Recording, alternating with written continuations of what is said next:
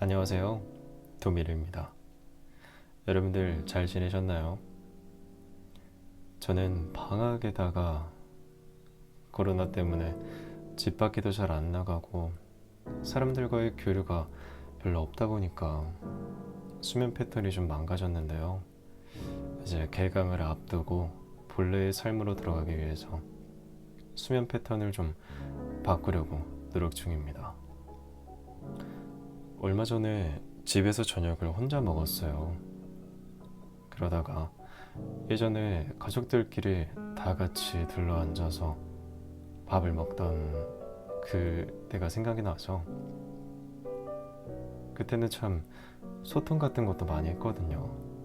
소통을 가족들끼리 하면서 서로 무슨 기분인지 무슨 일이 있었는지 그런 것들을 얘기하곤 했었는데 요즘은 그런 게 별로 없어요.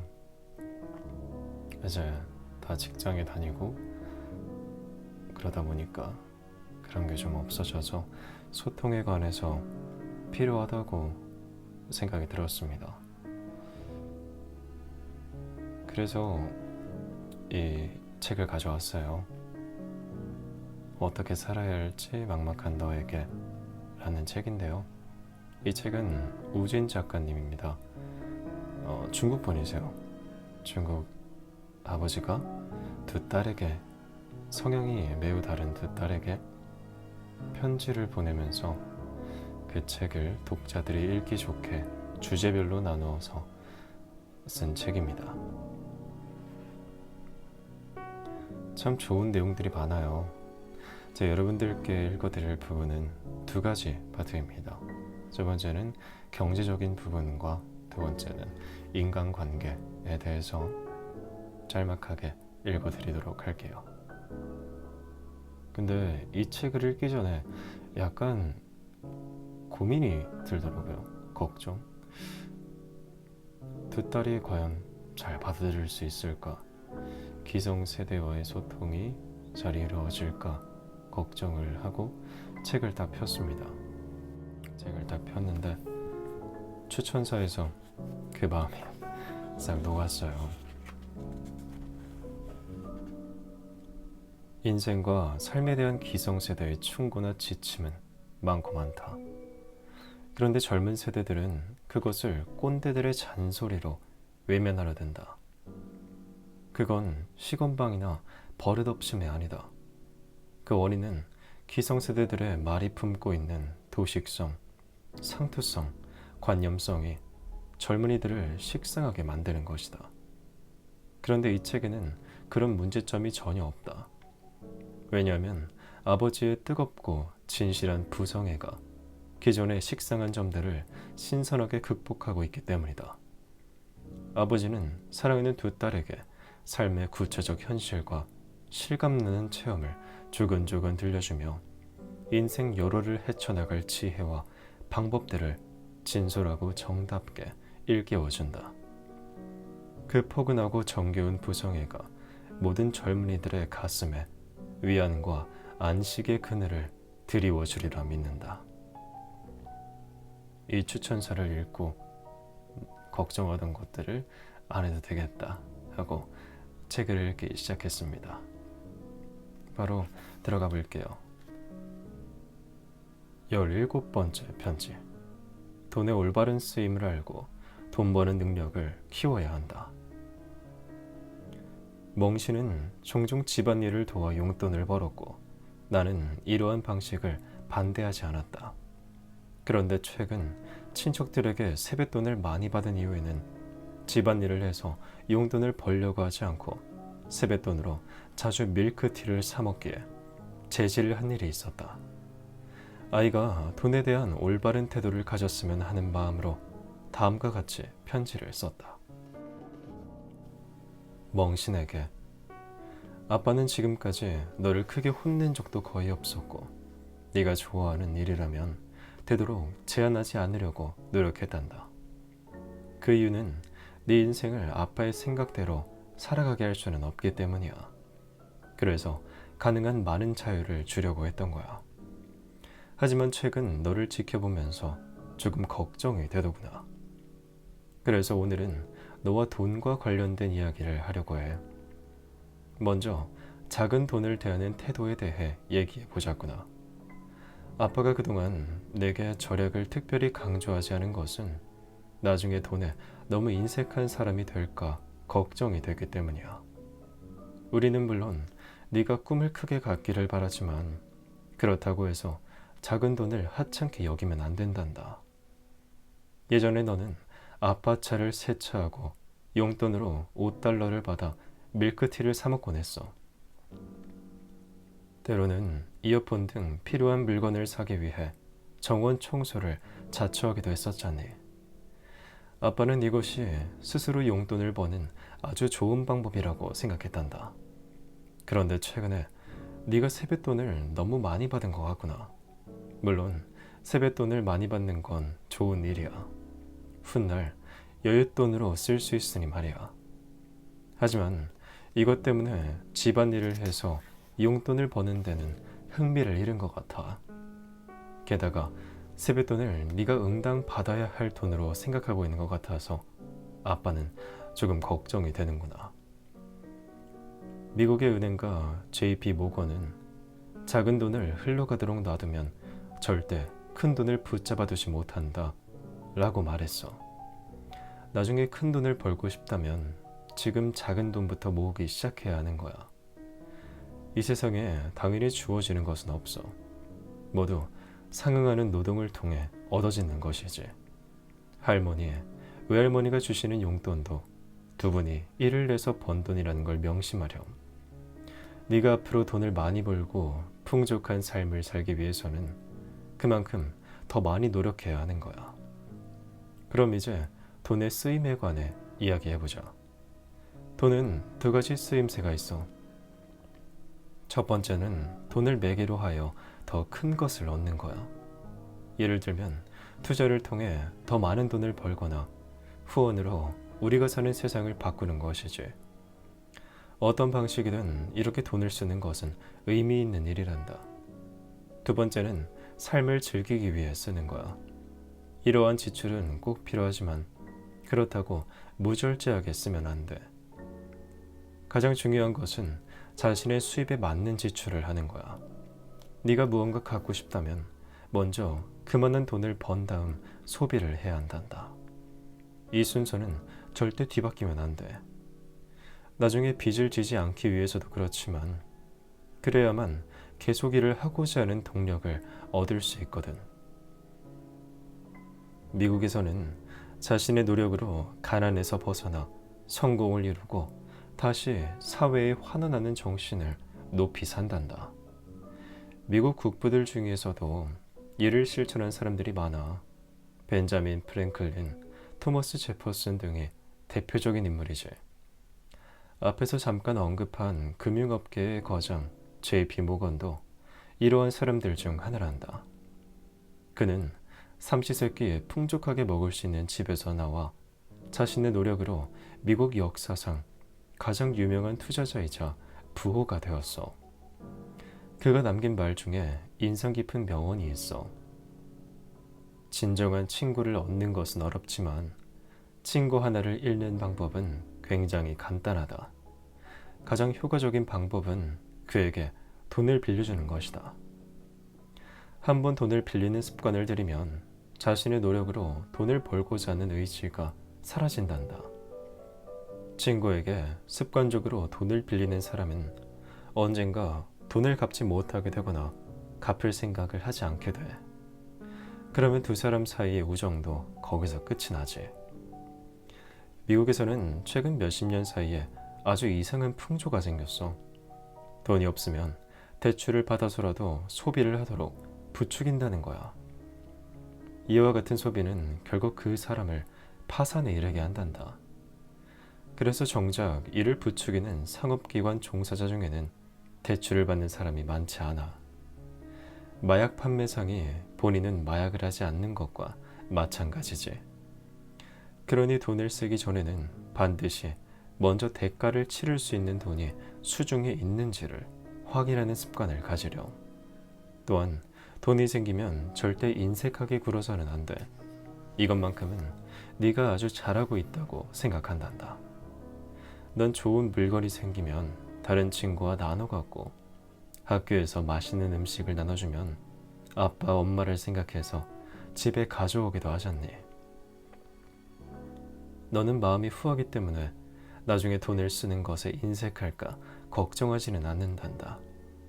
세상에는 자유로운 마음을 갖고 다른 사람을 도울 수 있는 사람이 그리 많지는 않아. 만약 네가 나중에 큰 돈을 벌게 된다면 그것을 올바른 곳에 사용해 이 사회의 긍정적인 영향력을 발휘할 수 있기를 바란다. 그러기 위해서는 돈을 의미 있는 일에 사용할 수 있는 능력이 있어야 해. 돈이 많은 과학자가 자비로 암을 치료할 수 있는 신약을 개발한다거나, 성공한 엔지니어가 도시 미관과 교통 현황을 개설하는 등의 일은 돈을 올바르게 사용할 줄 아는 능력을 전제로 한단다. 많은 정치인들이 매일 자신의 이상에 대해 떠들면서 세상을 바꾸겠다고 하지만 정작 돈을 엉뚱한 곳에 낭비하거나 일을 더 악화시키는 경우가 많아. 그러니 돈을 올바르게 쓰기 위해서는 의지뿐만 아니라 적절한 능력도 필요한단다. 이러한 능력은 지금부터 조금씩 키워나가야 해. 학교에서 열리는 의미 있는 활동에 참여하는 것부터 시작할 수 있겠지. 몇 년 전 소림사의 주지 스님인 수용신이 애플의 초청을 받은 적이 있었는데, 그때 팀 쿡이 스님께 조언을 구했어. 저는 저의 경지를 높이고 선한 영향력을 발휘하기 위해 매일 15분씩 명상을 하고 있어요. 그런데 수행에 어려움이 많네요. 제 고민을 해결해 주실 수 있으십니까? 수용신 스님이 말씀하셨어. 애플은 그동안 사람들에게 유용한 제품을 많이 만들어냈습니다. 이것이 바로 당신의 선행이죠. 앞으로 더 좋은 제품을 만들어내는 것이 선한 영향력을 발휘할 수 있는 길입니다.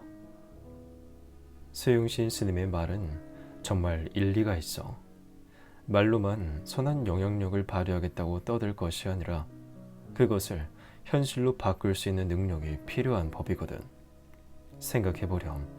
만약 애플의 제품 성능은 계속 떨어지는데 팀 쿡 개인의 정신적인 수행 능력이 높아진다고 세상에 무슨 도움이 되겠니? 이는 선행이 아니라 위선이라고 할 수 있지. 오늘 하고 싶었던 이야기를 정리해보면 돈은 반드시 번 다음에 써야 한다는 거야.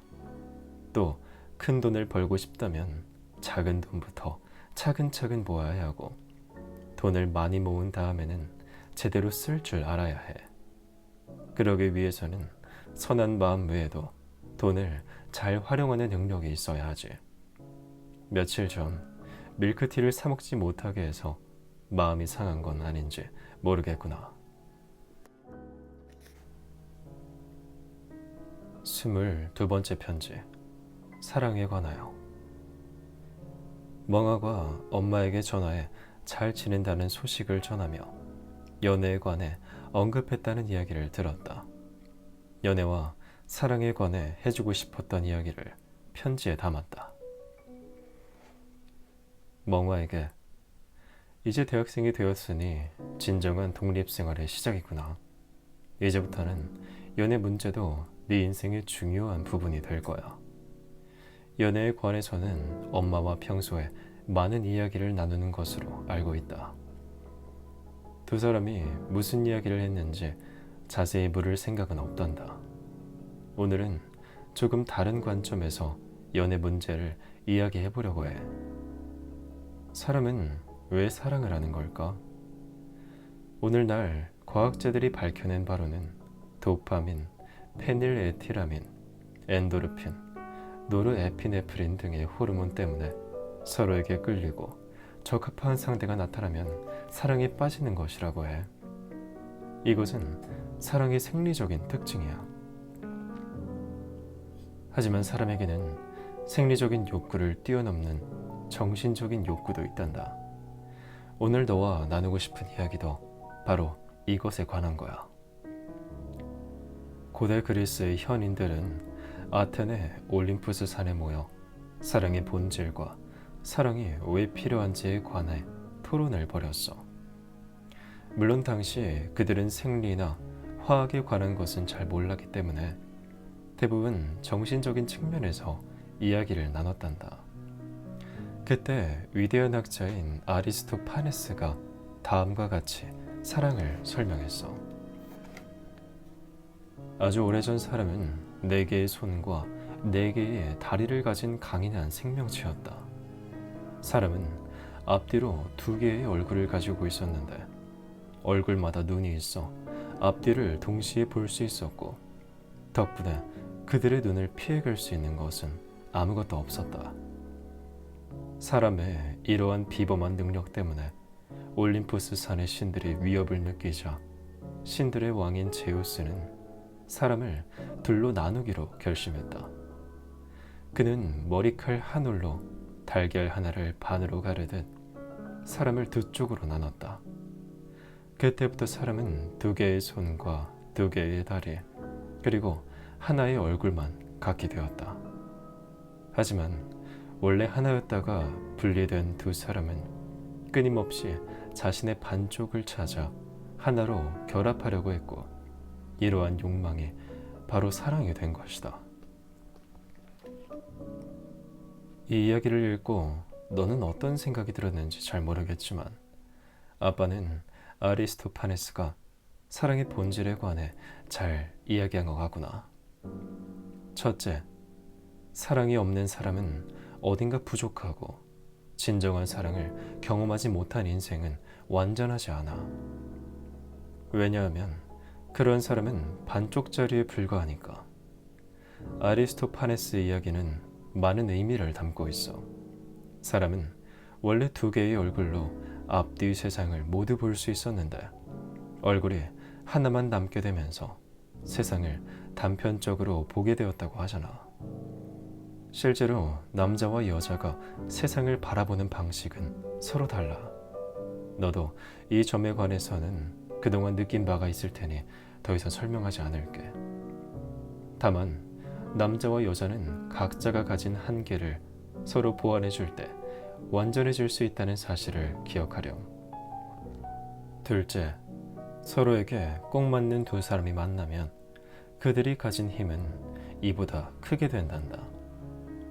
아리스토파네스는 둘이 하나가 되고자 하는 마음을 통해 사랑의 힘이 얼마나 강한지를 설명하려고 했어. 만약 2 사람이 서로에게 같은 충동을 느낀다면 둘의 행복은 배가 된단다. 드디어 자신의 반쪽을 찾았기 때문이지. 셋째, 가장 중요한 건 남녀가 하나가 되기 위해서는 자신에게 꼭 맞는 상대를 찾아야 한다는 거야. 만약 잘 맞지 않는 2 사람이 억지로 하나가 되려고 한다면 균열이 생기고 함께할수록 득보다 실이 많아질 거야. 어떤 사람이 나에게 잘 맞고 맞지 않는지는 지극히 주관적인 문제야. 그러니 이 문제는 네 감정을 바탕으로 판단할 일이란다. 굳이 한 가지 조언을 하자면 누구든 환경적인 영향을 완전히 무시할 수는 없어. 여기에는 사상, 도덕관념, 문화, 가치관 등의 요소가 포함되어 있지. 2 사람이 비슷한 문화나 가치관 등을 공유하는 것은 중요한 부분이야. 이러한 공통적인 기반 없이 외적인 조건만 보고 생겨난 호감은 그리 오래 유지되지 못한단다. 하지만 아빠는 너의 판단과 선택에 대해 어떠한 평가도 하지 않을 거야. 네가 꼭 맞는 짝을 찾았다면 그건 굉장히 축하할 일이니까. 2 사람이 오랫동안 편안하고 안정적인 관계를 유지하려면 각자 상대방이 끌림을 느낄 만한 내재적인 아름다움이 있어야 해. 너는 재주도 많고 관심사도 다양하니 이 점에 관해서는 크게 걱정하지 않아. 다만 한 가지 주의할 점은 모든 일에 너무 강한 모습을 보이려 애쓰지 말라는 거야. 내면이 정말로 강한 사람은 겉으로 보이는 모습에 크게 연연하지 않아. 그러니 다른 사람 앞에서 약한 모습을 보이는 것도 괜찮단다. 다음으로 좋은 남자와 너에게 잘해주는 남자는 별개의 문제야. 가장 좋은 건 너에게 잘하고 너도 호감이 있는 남자를 만나는 거야. 대부분의 남자들이 처음 만나서 아직 서로에게 익숙해지지 않았을 때는 예의를 지키고 좋은 모습만 보여주려고 해. 하지만 시간이 흐르면 그 사람이 원래 어떤 사람인지 알게 되지. 그냥 괜찮은 남자와 너를 진심으로 아껴주는 남자는 별개야. 후자를 만나고 싶다면 그 사람과 많은 교류를 해봐야 한단다. 또 사람은 변하기 마련이라 오늘 내게 잘해준다고 앞으로도 쭉 잘해준다는 법은 없어. 처음 연애를 시작할 때는 상대방이 세상의 전부인 것처럼 느껴져. 그래서 하늘의 별도 달도 다 따다줄 수 있을 것만 같지. 하지만 며칠이 지나 이성을 되찾고 나면 전혀 딴 사람이 되어버려. 이건 일부러 속이려고 그러는 것이 아니라 사랑의 호르몬 탓이야. 호르몬 때문에 잠시 상대방을 위해서라면 무엇이든 할 수 있다고 생각하게 되는 거야. 아빠는 백마탄 왕자와 같은 표현들을 믿지 않아.